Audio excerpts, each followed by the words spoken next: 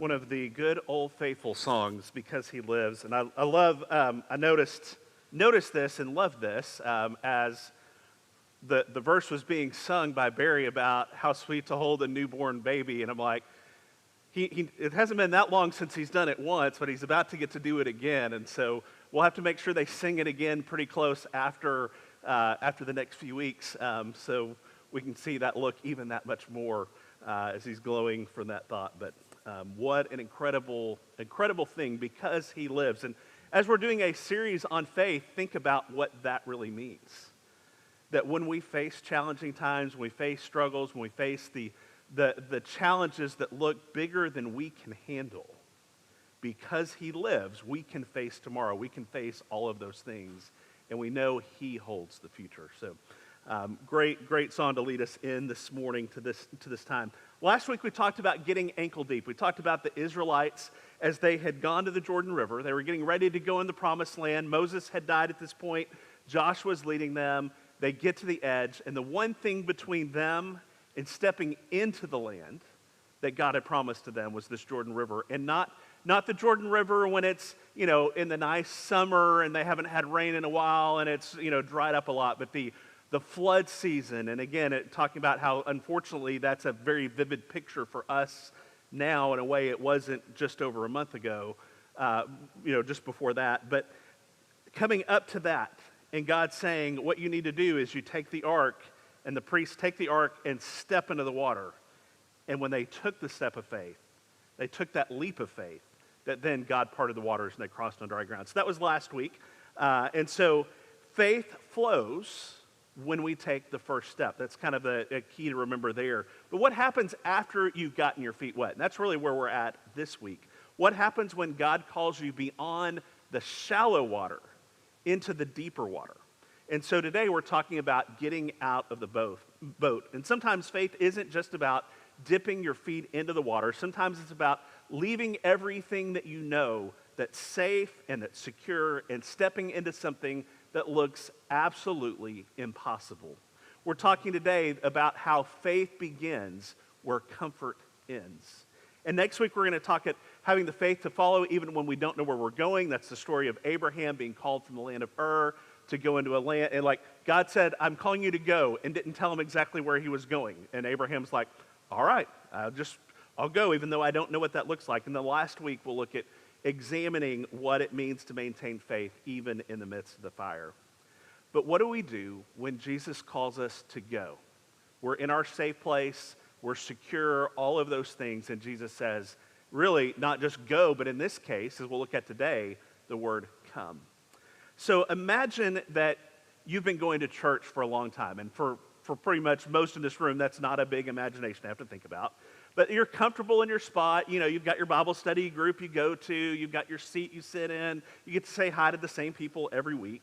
And then one week, one announcement comes up. And the announcement is to go and to serve a meal at Samaritan Inn. Now, I'm going to tell you this is a hypothetical, but you can do this at any point that you want to do it. And it's a great thing to do. And I've had this experience. So as I'm writing out this illustration, I'm remembering my own feelings of the first time that I had the opportunity to do it. But your heart skips a beat because something resonates with you, but at the same time, there's a little bit of fear in the midst of it. You're saying things like, I've never done anything like that before. What do I say to the people when they come through? What if I mess up? What if I make someone feel uncomfortable? You think about the people that you might encounter. People, if they're there, they generally have been going through some difficult times. They're coming maybe out of homelessness. They're trying to get job situation and training and all of those things to get their life pointed in a direction where they'll be able to get out on their own and be able to sustain all of those things. But you picture yourself there with a serving spoon trying to make conversation with someone whose life may not look anything like yours. But maybe you hear that announcement again and again and again, and it just resonates, and you feel that struggle inside of you, and finally you take a deep breath, and you reach out to them and say, I want to come help serve. And so you do that. Now, it's the afternoon of your shift, and again, I can relate to this feeling. It's the afternoon of your shift, and you're like pacing around your living room a little bit because the nerves are there. You rehearse conversations in your head. okay, so if somebody says this, then I can say this. So like you're as prepared as you can possibly be, hoping that you'll know what to say in the moment. And you walk into the serving area there, and it's this big room that's there, and your hands start to shake a little bit. And then, you're putting the gloves on, and you're putting the hairnet on, and all of those things, and you're like, I know everyone can tell I've never done this before. But then the first person comes through the line, and you smile at them, and they smile at you, and they say thanks as you interact with them. And then you serve another person, and something beautiful happens. You come to realize these aren't other people, these are just people. And they're people who have stories, who have dignity, who have smiles, and have struggles just like everyone else. And by the end of the shift, you're already thinking, when can I do this again? Because you realize this, the blessing didn't just flow from you to them, but also the blessing flowed from them to you as well as you served.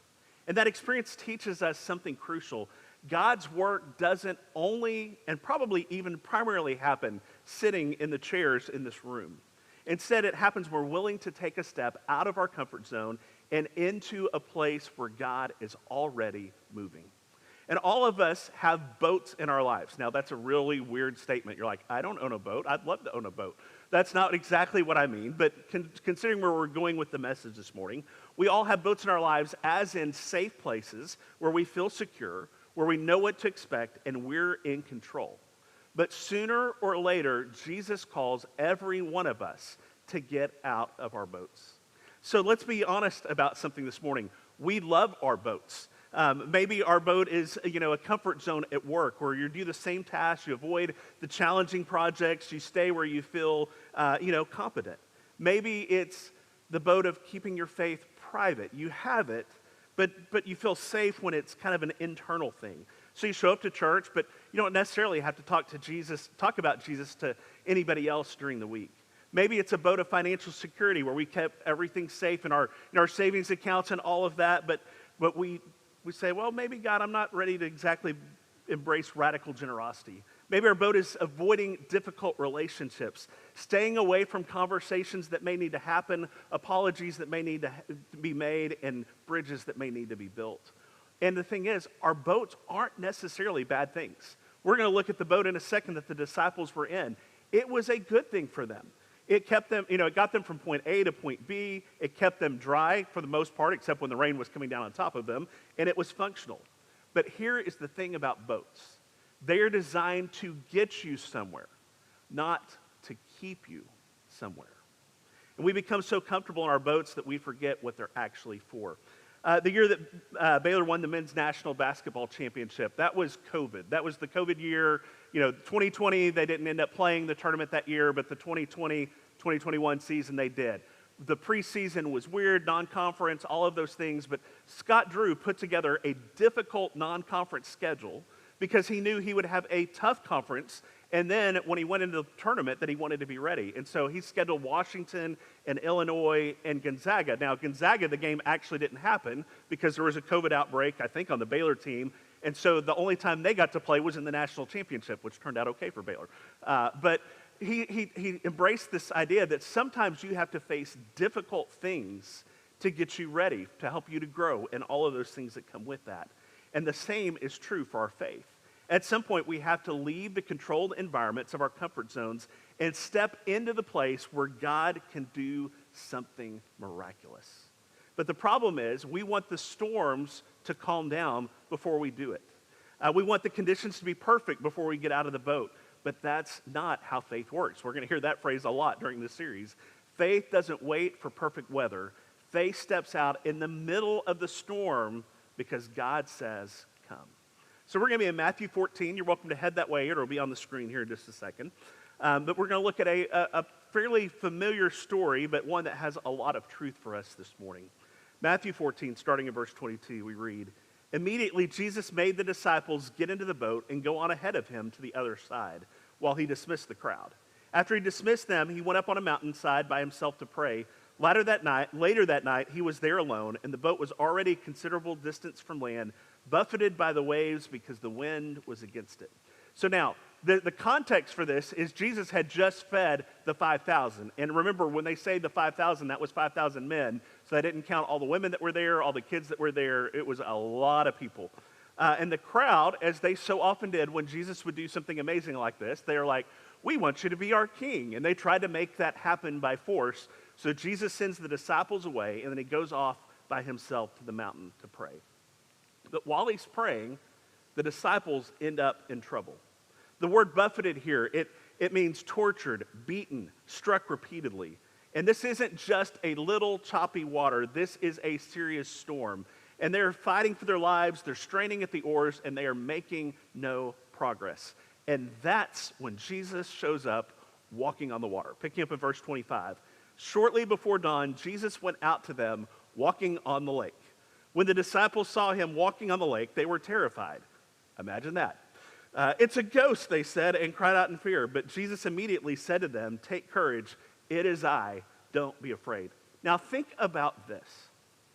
Jesus saw them. I'm assuming Jesus might have even seen them from the mountain to see what's going on with them. And even when Jesus got to the seashore, Jesus could have just calmed the water from a distance. They're out there, oh, my friends are out there, they're in trouble. Hey, waters, winds, be still. Boom. Problem solved. And now the disciples are having a great time. But that's not how Jesus decided to do it. He didn't stop the wind. He didn't smooth the waves. He didn't make everything comfortable.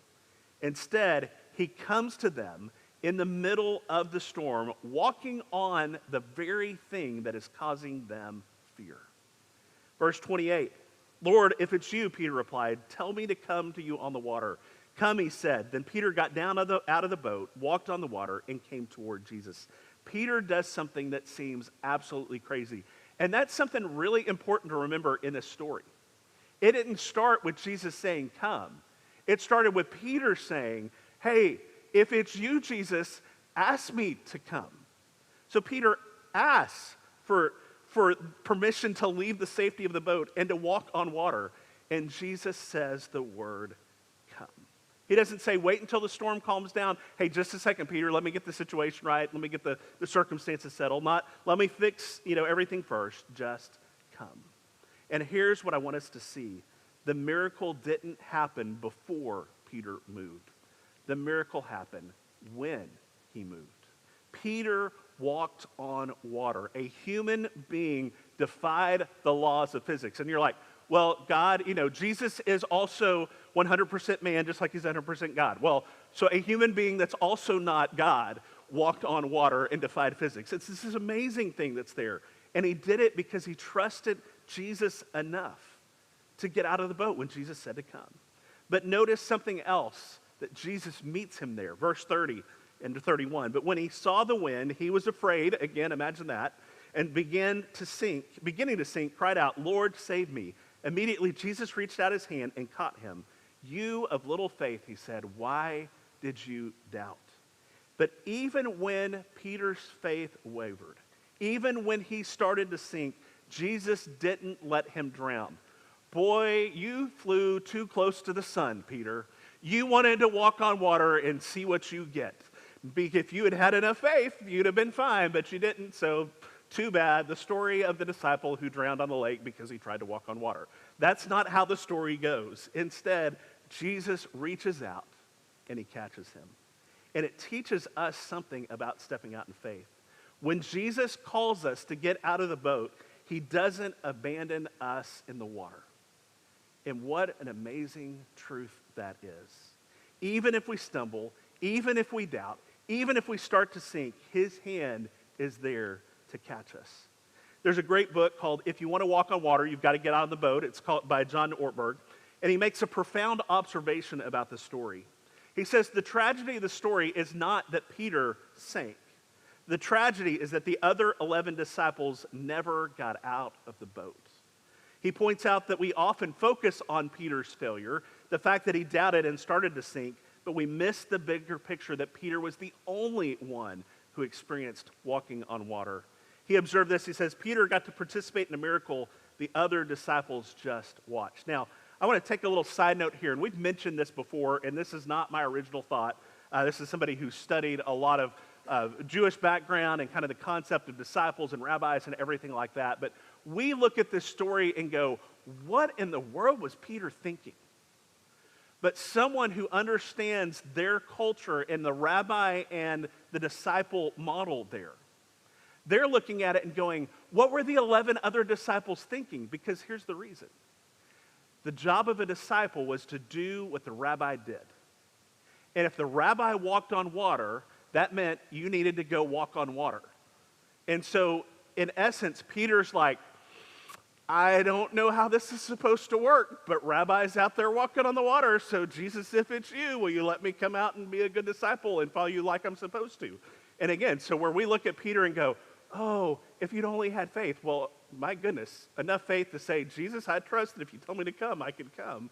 Like, rather than the other ones who didn't do what their rabbi was doing. But the question isn't whether we'll face challenges when we step out in faith.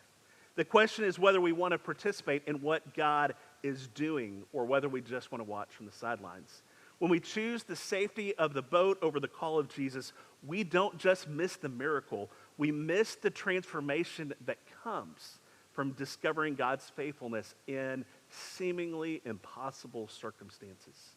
And this, again, the story reveals some pattern about how God works in our lives. Throughout scriptures, we see this pattern over and over and over again. God calls, we choose, and depending on how we choose, he moves. He called Moses to confront Pharaoh, and Moses says, send somebody else. But when Moses finally steps out in obedience, God ends up parting the Red Sea.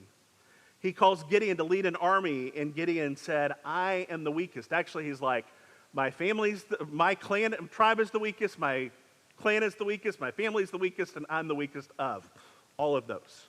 But when he finally trusted and stepped out in faith, God gave him victory with only 300 men. He called Mary to carry the Messiah, and she goes, how can this be? But when she says, let it be unto me according to your word, God did the impossible. The pattern is always the same. God's power is released when we step out of our comfort zones in response to his call. So the question for us today is, what is our boat? Where's the safe place that we're clinging to while Jesus is calling us to something more? Maybe Jesus is calling us to step out again and to share our faith with a coworker or someone in our life, but we're afraid of what they might think. Maybe he's calling us to serve in a ministry that will stretch us, but we're worried that we're not qualified enough. Maybe he's calling us to pursue reconciliation in a relationship with someone, but the relationship feels like it's just too broken to fix. Maybe he's calling us to be more generous, but we're concerned about our security. Maybe he's calling us to make a career change, but the unknown feels too shaky. Or maybe someone, again, whether in the room or watching online, but you've been wrestling with the idea of trusting Jesus for months or maybe even years. And, but Jesus is calling you to make that decision to follow him, but you just keep putting it off because you want to get your life together first, or things just seem a little bit too rocky in the midst of it. God isn't calling you to abandon your boat and, calling you to get out of the boat to abandon you in the storm. Instead, he's calling you out of the boat to join him in the miracle that he's doing. The question isn't whether we're ready. The question is whether we trust the one who calls us. Now, we kind of alluded to this last week, but I want to bring this up again. This is the elephant in the room. What about when things don't go perfectly? We step out of the boat, and all of a sudden we look around and we see the big waves, and we become a fear and we start to sink. That's not how we thought this was going to play out. But a lot of times that's how it is in our life. Well, again, look at what happens to Peter. Again, verse 30, when he saw the wind, he was afraid and beginning to sink, cried out, Lord, save me. So he starts to sink. Does that mean his step of faith was a failure? Absolutely not. Peter walked on water. He experienced a miracle that the other 11 disciples missed because they stayed in the boat. Yes, he faltered. Yes, he doubted. But even in his doubt, Jesus was there to catch him. I think about the Dallas Stars playoff run this year. Again, loved seeing them make a good run this year. Unfortunately, it ended in the Western Conference Final like the last 2 years before that. But during the run, they didn't win every game. They had moments where they struggled. They had moments where they made mistakes, where things didn't go perfectly. Their goalie was either all on, it seemed like, or That just wasn't his night. And sometimes they'd leave him out to dry, and sometimes the offense would struggle or whatever. But they kept showing up. They kept taking their shots. Sometimes we wish they would have taken more. And they kept stepping up when it mattered. And again, they got all the way to the Western Conference Final. And again, in our faith journey, it's a lot like that too. It's not always going to be perfect. We don't have to have it all figured out. We just have to be willing to get out of the boat when Jesus says to come. So even if we stumble, even if we doubt, even if we start to sink, Jesus is there to catch us. But here's what we can't ignore. There is a cost to staying in the boat. You think about the risk of stepping out of the boat. There's actually a cost to staying in the boat. The 11 disciples who stayed in the boat were safe, but they missed the miracle. They were comfortable, but they missed the adventure. They were secure, but they missed the experience of walking with Jesus in the impossible. And knowing Peter, let's just a little aside for a second. Knowing Peter, how often do you think Peter would bring up the fact of, hey guys, remember that time that I got out of the boat and I walked on water? Peter, that just had to be something that came up with some frequency in the midst of everything there. But when we choose comfort over courage, we don't miss out on what God wants to do through us. We don't just miss out on what God wants to do through us, we miss out on what God wants to do in us as well. Faith doesn't grow in the boat.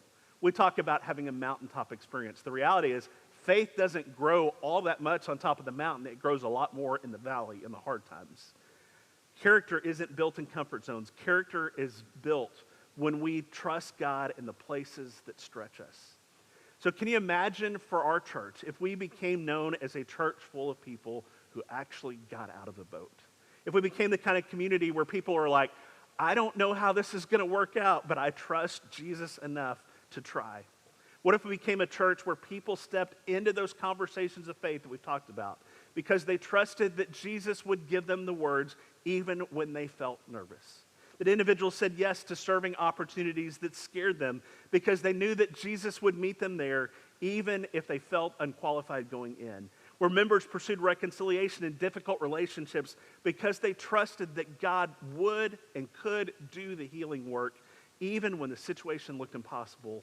And people who've been sitting on the fence about following Jesus finally took that step of commitment even when they didn't have all of their questions answered. Let's be the kind of church that says, if Jesus is calling, we're getting out of the boat. And here's the thing, when one person gets out of the boat, it does something. And the other 11 stayed there, because I imagine Peter probably took his swim pretty quickly after he got out. But when one person gets out of the boat, it inspires the others who see it. It gives them permission to do the same. Peter's courage didn't just result in his own miracle, it showed the other disciples what was possible. And it could be that your step of faith might be the thing that inspires someone else to trust Jesus in their seemingly impossible situation. Your willingness to get out of your comfort zone might be the example that someone else needs to see before they make their own leap of faith. So when we step out in faith together, we create a culture where courage becomes courageous, where faith becomes normal, and where getting out of the boat is just something that we do. So again, this is the second week of a 4-week series that we're in. Next week, we're going to talk about what it means to have faith to follow even when the path is unknown, like Abraham leaving his everything familiar because God says, go to a land that I will show you. The week after, we're talking about experience faith in the fire even when the trials come. But it all builds on the willingness to take that first step to get ankle deep, the willingness to step out of the boat. It builds on those habits that come with that. So I want to leave us with this truth this morning for us to wrestle with before we come back next week. Jesus is still walking on the water. And Jesus is still calling us to come. That's not just something that happened back then. It's something that's real in our lives right now. The storms may be raging in your life right now. The waves may be high, the wind may be strong, and everything in you might be saying, stay in the boat. But Jesus is out there in the storm, and he's calling us to come to him.